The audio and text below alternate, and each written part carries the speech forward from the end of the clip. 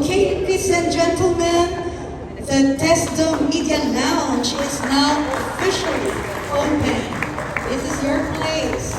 So just feel free to come over every time you need a space to work on your story. Madalas, para po sila ay mag-abroad. So, totoo ho yan na ang hirap hong ano bang tawag dyan? Mahirap pong tugunan ang turnover rates po sa industriya sa Pilipinas dahil the more we train, the more people are able to go abroad. No? So, marami po tayong mga shortage, no, dito sa atin dahil po hindi dahil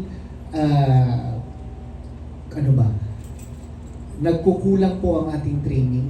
Sa totoo lang, magaling po ang ating training. Sa galing po ng training natin at sa husay po ng tatak Pinoy, no, hinahanap po sila abroad. No? At madalas ang bayad ay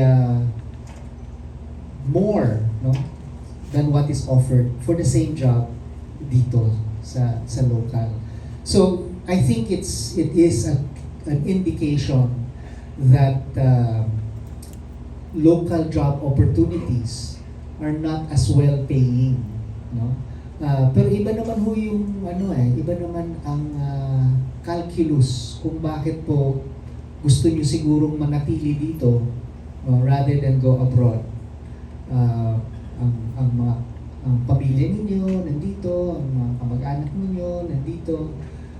And it's also true that as you go up the skill ladder, kumbaga, tumataas din naman ang inyong sahod.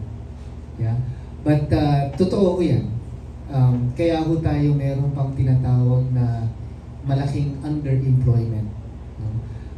Kaya po ang gig economy naman ay isang bagong sektor siguro na kailangan din tugunan ng upskilling and reskilling ng TESDA.